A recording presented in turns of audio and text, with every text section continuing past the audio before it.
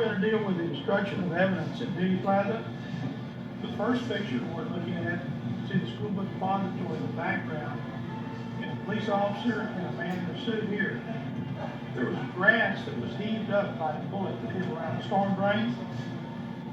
This is Buddy Walter, Deputy Sheriff, Police Officer Foster. The next picture, Buddy Walter's bending down examining the grass that's been pushed up. Here he is looking at the spot. You can see when the grass is turned up at that point. And this man shows up here. Kind of short, crew cut, blonde hair, reaches down with his hand. In this photograph, you can actually see he picks up something out of the ground. Move over to this photograph, you can see he has something clutched in his hand. In his left fist. The next thing he photographs, he's putting whatever he picked up in his pocket on the left side of his pants. This is a photograph taken by the newspaper people of a bullet in that area. But that's what he was picked up and put in his pocket. This man was identified by Police Chief Curry as an FBI agent. About 6 months ago, we had one of the researchers identifying him as FBI agent Barrett. We identified him from some of the FBI agent manuals and sent a picture of this man here to Barrett. He said, "You know who this man is?" Barrett sent the picture back and said, "Yes, it's me." So there was an article written about him picking up the evidence that had never been seen again. Now he's denying that that's him in the picture. So that's just some more of the evidence that's been picked up, destroyed, and never turned in.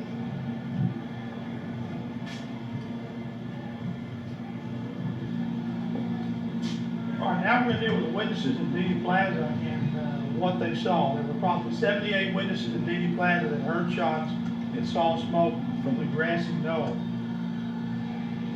This is the plaza, all Duty Plaza. These red dots are individuals that are standing at this point into their pictures. This is Bill Newton. He thought he was in line of fire and shots came from the grassy knoll behind him. Now we have Lee Bowers, who was in the railroad tower back behind the school depository. Saw two strangers behind the picket fence on the knoll. So Abraham Zapruder was standing on the pedestal and took a famous Zapruder film. Said shots came from the back of him, which had been behind the picket fence area. We have Gordon Arnold, who was standing on the knoll across from this location, standing with the camera, and his film was confiscated. He said shots came from on the right shoulder, which was put behind the fence. We got Emmett Hudson, who was standing on the steps. He said shots came from behind him, which again would put it behind the stockade fence. James Simmons heard shots behind the picket fence, found footprints there. Simmons was in this location on the triple overpass. Ran behind the fence and found muddy footprints next to the picket fence. We've got S.M. Holland, saw a puff of smoke from the fence on the grassy knoll across from this area. S.M. Holland again was standing on the triple overpass. We have James Tate, his face was cut by a fragment from the curb, hit by a stray bullet. His location was possibly right here. We have James Atkins, saw a piece of JFK's head fly in his direction. He was at this point to the right of the car at the time of the headshot. We have Gene Hill, who saw a man run from the grassy knoll after the shots were fired and heard 4 to 6 shots. He was standing at this location. We have J.C. Price, saw a man run from behind the fence to the railroad yard to the rear of the depository. Mr. Price was on the postal annex building. Then we have Arnold Nix, who took one of the famous films of the assassination. Said he thought shots came from the grassy knoll. Mr. Nix was standing at this location. Grassy knoll being here. Again, the school depository at this point. Then we have Richard Carr, who was at this location. He saw a man with a 6th floor window run from the building, enter a getaway car with a second man. We have Beverly Oliver, who was standing close to Gene Hill at this point, and was taking a movie and had her film confiscated, heard shots from the grassy knoll area. We have Arnold Rowland saw a man with a rifle in the southwest corner of the Wyndham, Texas School Repository. Arnold Rowland and his wife were at this location, and they heard 4 to 6 shots at the time of the assassination. We got Phil Willis. He was served at least 1 shot came from right in front of the limousine. Mr. Willis was at this location. The right in front of the limousine was there again being a picket fence area. We have Officer Joe Smith, who ran behind the picket fence and smelled gunpowder in the area. Officer Joe Smith was here, ran behind the picket fence, and that's where he smelled the gunpowder. We have James Worrell saw a man run out the rear door of the Boone Depository. His location was here. Saw someone run down Houston Street behind the building. We have Danny Arts, Oswald's co-worker. Thought shots came from the railroad yard. Danny Arts was at this location. We have John Chisholm. Thought shots came from behind the knoll. Mr. Chisholm was right here. He left a woman with a baby run across the grassy knoll for protection. There again, he thought the shots came from behind the picket fence. We have Mrs. McKinnon, absolutely sure at least 2 shots came from the knoll. She was standing at this location because the group of shots from here. Now we're going to see a short film footage of some of these witnesses telling their own story back in early '64.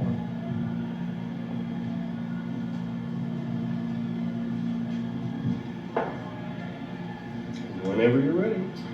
All right, now we're going to discuss the backyard photograph that was taken on Neely Street approximately April of 1963.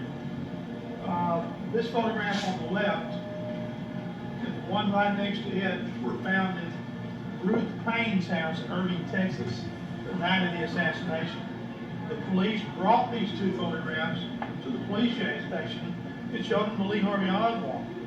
And his statement was, when he saw these photographs, it was, well, that's my head, but that's not my body. These are fake photographs. He said, I can tell you how to do that. I know about photography. Of course, Jack Ruby shot him on Sunday, and he didn't tell us anything after that. But if you take the photograph, especially the one on Life magazine, that was printed in February 21st, 1964,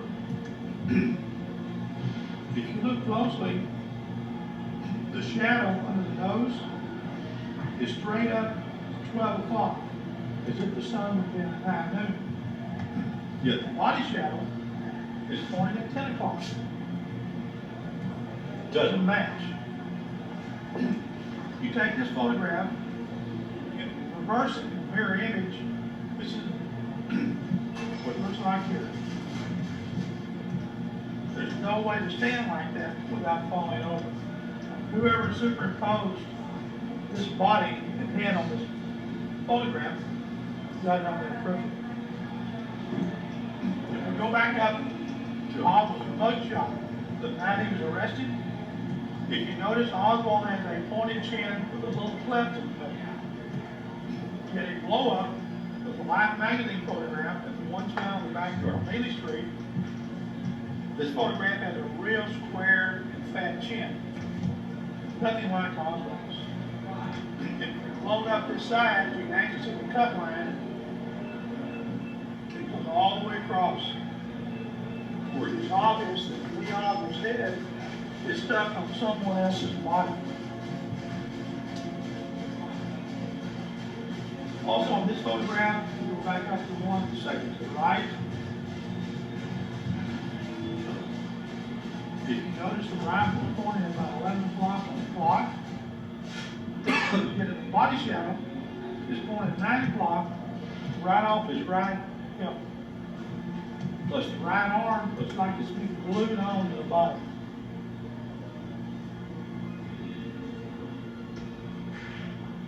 The third backyard photograph, which is the one down there at the bottom, or the photograph we're looking at now, is a third backyard photograph with a different pose that wasn't found until 1976. It was a photograph that was obtained by the Dallas police officer named Roscoe White. The House Select Committee investigated Roscoe White and his wife, Geneva, who worked for Jack Ruby, and found that Roscoe had possession of the third backyard photograph that no one else had. Then they dropped the investigation. In the spring of 1990, Roscoe White's son came to the center and said he thought his father killed John Kennedy. Photography expert Jack White is working on the series of photographs now in the backyard, and has determined through his photographic expertise that more than likely this body is Roscoe White's body in Lee Harvey Oswald's head. Roscoe White was also a photography expert and had his own darkroom. Now we're going to talk about the strange deaths in this case. Approximately 300 witnesses have died since 1963 up to 1993. In the 3-year period which followed the murder of President Kennedy and Lee Harvey Oswald, 18 material witnesses died, 6 by gunfire, 3 in motor accidents, 2 by suicide, 1 from a cut throat, 1 from a karate chop to the neck, 3 from heart attacks, and 2 from natural causes. An actuary engaged by the London Times concluded on November 22, 1963, odds against these witnesses being dead by February 1967 were 100,000 trillion to 1. Pretty big odds. The strange people that died, so Rose Jeremy, who we have a picture of here, was dumped out of a car in East Texas approximately 3 days before the assassination. She was taken to the hospital, started ranting and raving about Kennedy going to be killed from a high building on Friday, and they thought she was hallucinating, so they fixed her up the best they could, and she left the hospital. Well, certainly on Friday, Kennedy was killed from a tall building. 2 years later, Rose Jeremy was found dumped out of the car again, this time went over and shot in the head. What's ironic about this is that Rose Jeremy worked for Jack Ruby. Of course, we have David Ferry, who was one of the lead witnesses in the Garrison trial. He was killed by maybe a karate chop to the neck just before the trial. Garrison lost his key witness.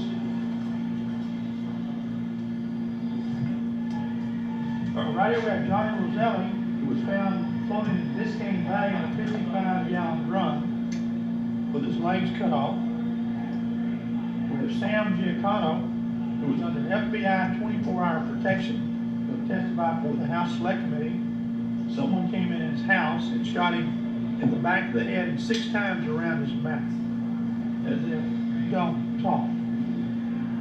So William Sullivan, FBI agent, who was going to be questioned with the House Select Committee. He was one of the 2nd or 3rd in command in the FBI, was accidentally shot by a deer hunter on his back porch. We had Jim Coffey and Bill Hunter, who were 2 reporters that got into Jack Ruby's apartment right after Jack Ruby shot Lee Harvey Oswald. Bill Hunter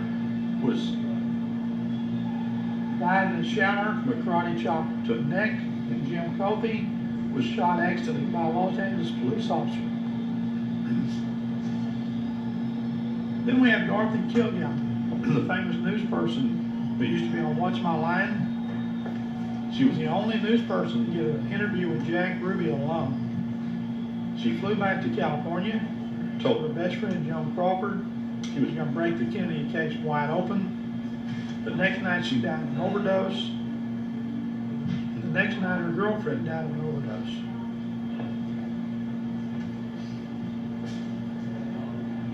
Just a few of the strange deaths.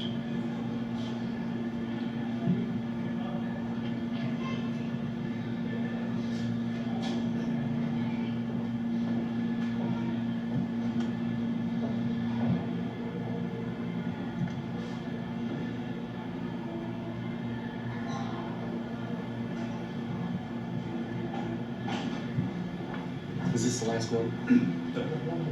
Okay. Now we're going to deal with Oswald and intelligence, its intelligence connections. We have a document in this case dated 9/16/1958. It's Lee Harvey Oswald's medical records in the Philippines. It says Lee Harvey Oswald contacted John O'Reilly in 1958. It said he caught it in the line of duty, not due to his own misconduct. Normally you get the merits if you're a Marine and get VD or gonorrhea, but certainly in the line of duty and not due to his own misconduct. Very strange. We have a mid-office spy camera that was found in Oswald's belongings. This camera is a very expensive camera, 1963. We traced the serial numbers. It was a government issue. You couldn't buy the camera; it had to be issued to you. Yeah. Lee Harvey Oswald had access to this camera. In the Warren Commission report, in the volumes, there's a picture of Oswald's belongings were found, but it doesn't show the camera. The camera's cropped out. The FBI did not want us to know that Lee Harvey Oswald had a spy camera, so they just cropped the picture. Both Police Chief Curry's private files and the Police Chief Curry's private files with a photograph of the original artifacts that Oswald had. The spy camera is in the picture. The FBI just cropped it out so we wouldn't know it existed. But they tried to get the Dallas Police Department to change their list of articles and say it wasn't a camera, it was a flash attachment. But the Dallas Police refused to do so. We have their documents showing that the camera did exist and it was filmed through the camera also. This building here is 544 Camp Street in New Orleans. Out the front door in the morning, Lee Oswald would come out passing out pro-Castro literature. Out the side doors, same building, the anti-Castro Cubans would come out the other door. On the second floor of this building was ex-FBI agent Guy Bannister. Guy Bannister also was CIA and Mafia. Also in the building was a man named David Ferry, who was an ex-Delta airline pilot, Eastern airline pilot, that was fired for being homosexual. He was tied in with the Mafia and the CIA. We have a series of photographs here of Oswald passing out the fair play for Cuba in New Orleans.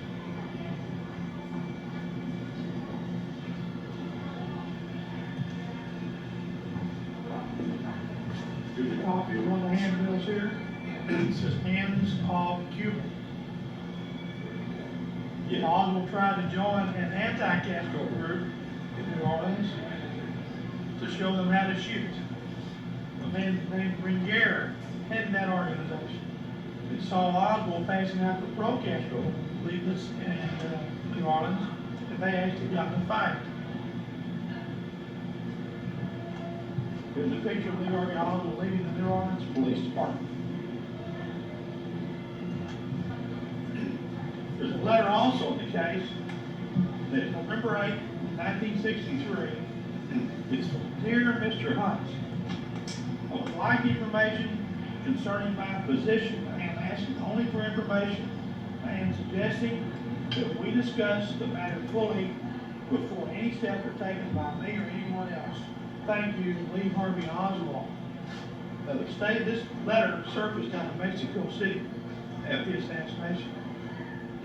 The station chief in Mexico City was CIA agent Hunt, E. Howard Hunt. So certainly Oswald had many connections with intelligence groups. This photograph here in the bottom is of James Hostin, FBI agent in Dallas, Texas. Lee Oswald came to the FBI office approximately 2 weeks before the assassination and left a note for Mr. Hostin. On Sunday, after Jack Ruby shot Lee Harvey Oswald, Gordon Shanklin, the head of the FBI office in Dallas, ordered Hostin into his office, handed him the note, said, destroy this.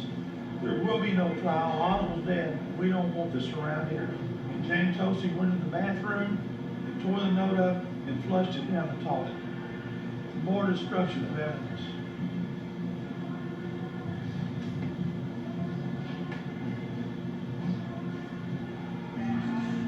All right, we're going to discuss Lee Harvey Oswald, the alleged assassin. In this case, it's a 6.5 attack Mercado, which Oswald was supposed to have ordered from Klein's gun company. It's a $12 weapon. Certainly, if you're a Marine and you know about firearms, the last thing you're going to do is order a weapon of this caliber. It's a very, very inexpensive, very cheap weapon. The Italians called it the humane weapon because it couldn't hit anybody. Also, we have a document that pertains to a paraffin test that was done on Lee Oswald on Friday night after he was arrested. They put paraffin on his face and on his hands, to see if there's any nitrates from shooting a firearm, especially shooting this rifle. If you put it to your cheek and shoot it, there has to be gunpowder which has nitrates stick to your face. The document says there were no nitrates on Lee Harvey Oswald's face, meaning he did not shoot a rifle that day. Court admissible evidence.